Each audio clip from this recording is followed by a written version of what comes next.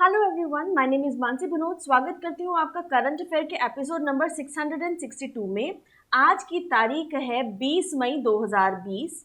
हमारे दो चैनल्स हैं, पिनाकल और फ्रंटियर आईएएस। अगर अभी तक आपने हमें सब्सक्राइब नहीं किया तो सब्सक्राइब जरूर कीजिए, साथ में हमारा बेल आइकन प्रेस करना ना भूलिएगा ताकि हमारे लेटेस्ट अपडेट्स आप तक पहुंचते रहें।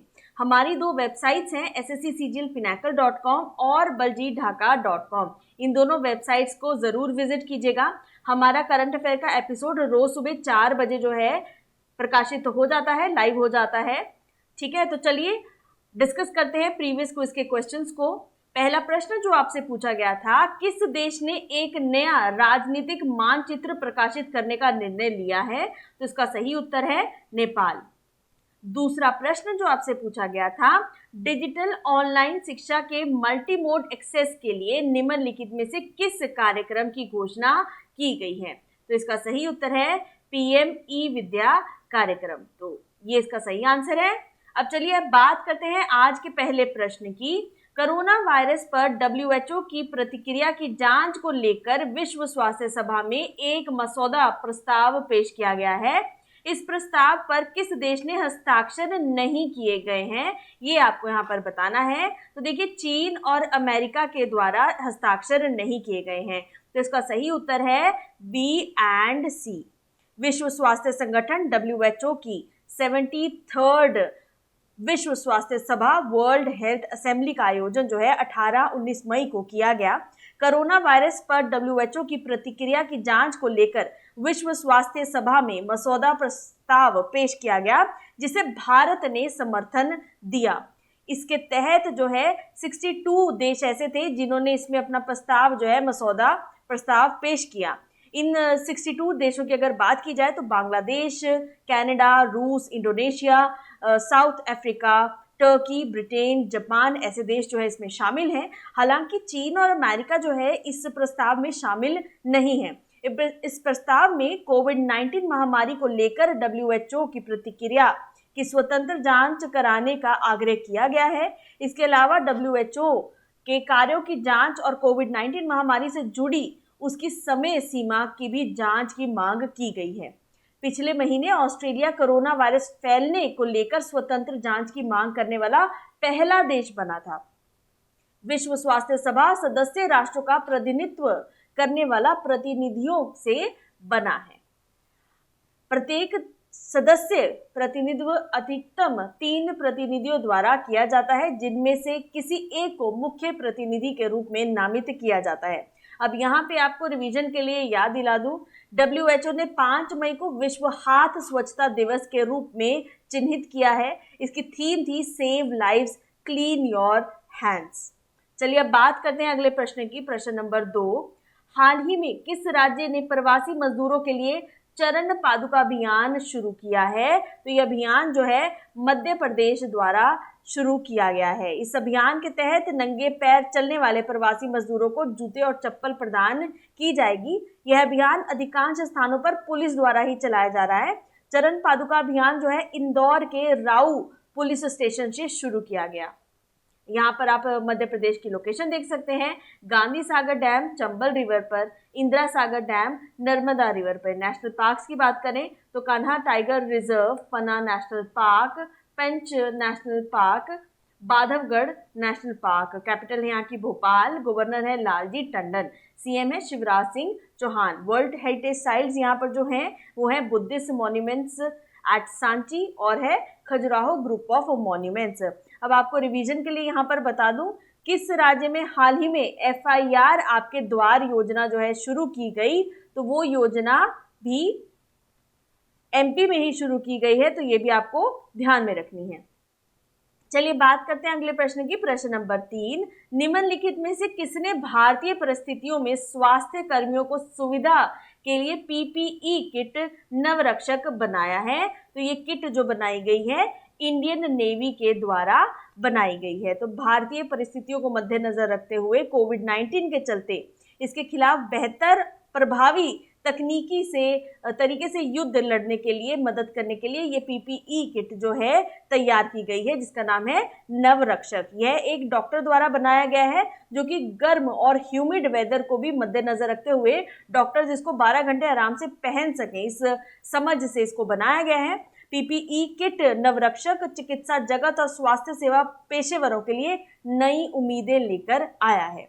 अब चलिए बात करते हैं अगले प्रश्न की। हाल ही में किस देश ने कोरोना वायरस ट्रैवल बबल बनाया है? तो ये ट्रैवल बबल जो है एस्टोनिया, लाटविया, लिथुनिया इन तीनों कंट्रीज के साथ मिलकर बना है, यानी इसका सही उत्तर है उपर्युक्त सभी, all of these are correct. ये तीनों कंट्रीज की बात करें तो इनको बाल्टिक नेशंस कहा जाता है। ये तीनों देशों ने अपनी आपस की जो सीमाएं हैं उनको खोल दिया है, इसीलिए इसको ट्रैवल बबल कहा गया है। नागरिक 3 यूरोपीय संघ के देशों के बीच स्वतंत्र रूप से आवागमन कर सकते हैं। जोन के बाहर से आने वाले व्यक्तियों को 14 दिनों के लिए क्वारंटीन यानी सेल्फ आइसोलेशन में रखा जाएगा। यह यूरोप में जारी पहला ट्रैवल बबल है, क्योंकि कोरोना वायरस के प्रकोप के जवाब में राष्ट्रों ने इस साल की शुरुआत में ही अपनी सीमाओं को बंद करना शुरू कर दिया था।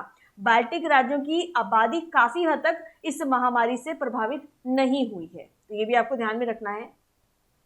यहाँ पर आप देख सकते हैं तीनों एस्टोनिया, लाटविया एंड लिथुनिया, ठीक है। कैपिटल्स आप देख सकते हैं, टैलिन, करेंसी है यूरो, तीनों की करेंसी यूरो ही है। लाटविया की है रीगा एंड लिथुनिया की कैपिटल है विल्नियस। तो ये तीनों कैपिटल्स आपको ध्यान में रखनी है बाल्टिक स्टेट्स की। अब रिवीजन के लिए यहाँ पर आपको बता दूं, बाल्टिक राज्य बाल्टिक समुद्र के पूर्वी तटों पर स्थित देश हैं, तो ये आपको चीज जो है ध्यान में रखनी है। तीनों बाल्टिक देशों के नाम आपको यहाँ पर क्लियरली मेंशन्ड है।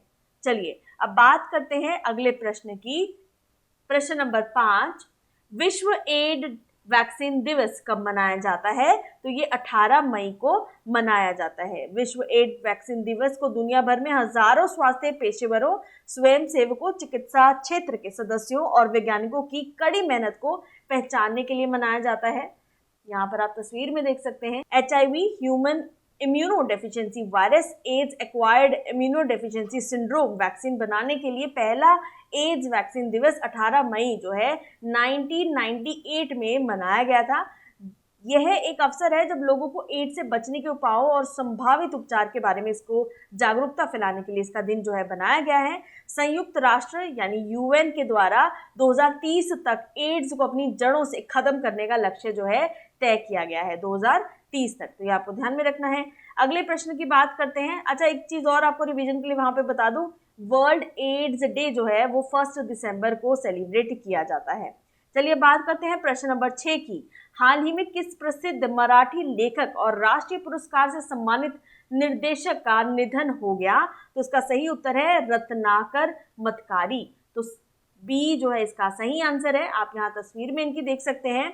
जाने माने मराठी लेखक और नाटककार रत्नाकर मतकारी का निधन हो गया एट द एज ऑफ 81। अब यहाँ पे ध्यान देने वाली बात यह है कि ये कोरोना वायरस से संक्रमित पाए गए थे पिछले ही सप्ताह।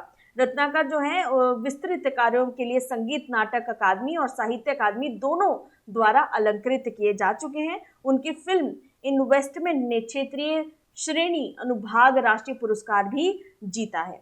अब चलिए बात करते हैं प्रश्न नंबर 7 की। भारत के प्रमुख हाइड्रोग्राफर कौन है जिन्होंने हाल ही में यूके पुरस्कार जीता है?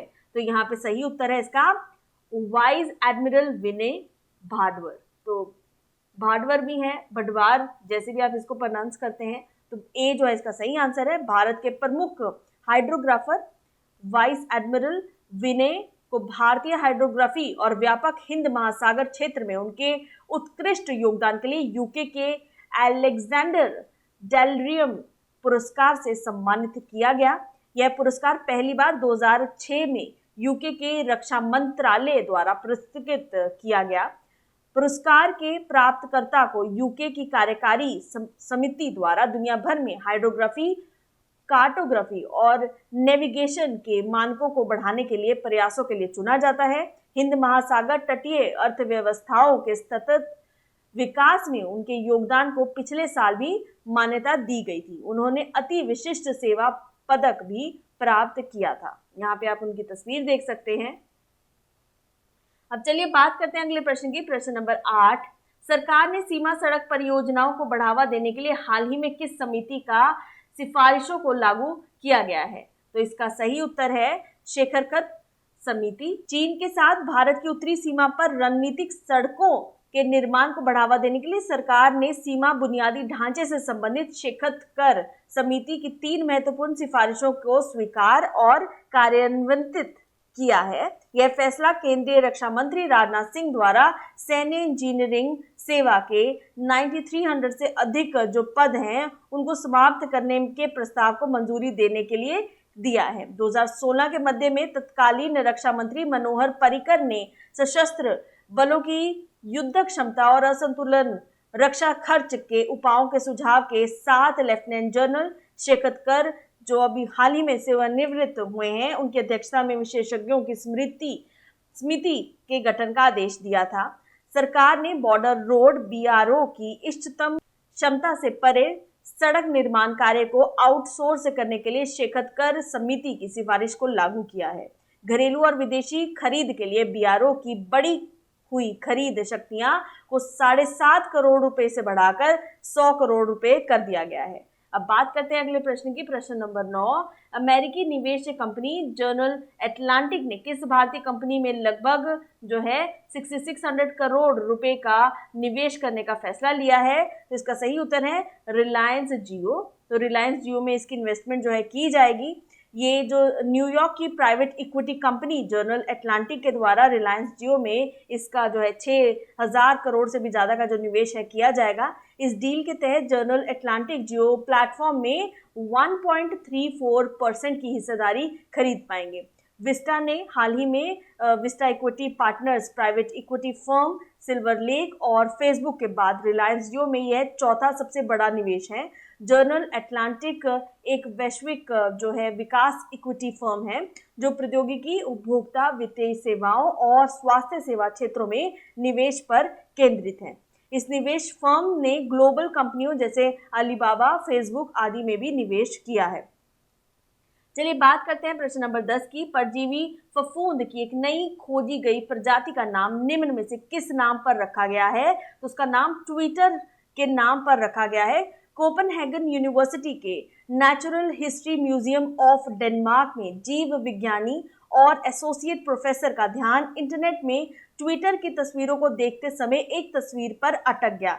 यह तस्वीर एक मिलीपीड की थी जो उत्तरी अमेरिका के एक कान खजूरे का एक प्रकार है। परजीवी फफूंद की नई खोज जो हुई प्रजाति का नाम जो है ट्रैग्लोमलीज ट्विटरी रखा गया। यह परजीवी फफूंद जो कीड़ों और मिलीपीड जैसे प्रणालियों पर हमला करता है, यह जीव की बाहरी सतह पर रहता है। अब रिवीजन के लिए आपको यहाँ पर बता दूं, लुप्त प्राय प्रजाति दिवस 2020 कब मनाया गया? तो ये इसका सही उत्तर है 15 मई को। अब चलिए बात करते हैं समरी कीवर्ड्स 20 मई 2020 की। Resolution response of WHO to कोविड-19 किसने साइन नहीं किया? तो चीन और यूएसए के द्वारा इसको साइन नहीं किया गया। अगला प्रश्न, चरण पादुका कैंपेन किसके लिए जो है लॉन्च किया गया? इंदौर के द्वारा ये शुरू किया गया। सबसे पहले वहां की पुलिस ने इसको शुरू किया मध्य प्रदेश के लिए से माइग्रेंट लेबरर्स के लिए जो नंगे पांव चल रहे हैं। पीपीई किट नवरक्षक जो है ये ब्रीदेबल बनाई गई है इंडियन नेवी के एक डॉक्टर के द्वारा, ताकि डॉक्टर्स जो है 12 घंटे से भी ऊपर इस किट को यूज कर सके। कोरोना वायरस के चलते ट्रैवल बबल जो भी हाल ही में बना है वो बाल्टिक नेशंस के द्वारा किया गया है। बाल्टिक नेशंस में 3 कंट्रीज हैं, एस्टोनिया, लाटविया और लिथुनिया। तो तीनों आपको नाम ध्यान में रखने हैं। वर्ल्ड एड वैक्सीन डे जो है 18 मई को मनाया जाता है इसकी अवेयरनेस को बढ़ाने के लिए। Famous Marathi writer, national award winning director हाल ही में जिनका एट द एज ऑफ 81 देहांत हुआ है कोरोना वायरस के चलते, उनका नाम है Ratnakar Matkari. India chief hydrographer UK के जिनको अभी अवार्ड मिला है उनका नाम है vice admiral Vinay Badhwar. Committee boost border road projects जो हैं इनको अध्यक्ष कर रहे हैं Shekatkar committee. General Atlantic 6600 crore का जो निवेश किया गया है और जिसके तहत 1.34% का जो है इक्विटी हासिल करेंगे रिलायंस जियो में, वो कर रहे हैं निवेश। न्यूली डिस्कवर्ड स्पीशीज जो है पैरासिटिक फंगस है वो किसके नाम पर रखा गया है? वो ट्विटर के नाम पर रखा गया है और इसका सही नाम है ट्रैग्लोमिलीज ट्विटरी, तो इसका ये नाम है। अब बात करते हैं क्विज फॉर द डे की। पहला प्रश्न क्विज के लिए, हाल ही में किस राज्य ने प्रवासी मजदूरों के लिए चरण पादुका अभियान शुरू किया है? दूसरा प्रश्न, विश्व एड्स वैक्सीन दिवस कब मनाया जाता है? आप अपना आंसर कमेंट सेक्शन में लिखकर बता सकते हैं। Thank you so very much. Please subscribe जरूर कीजिएगा। Stay safe, stay home.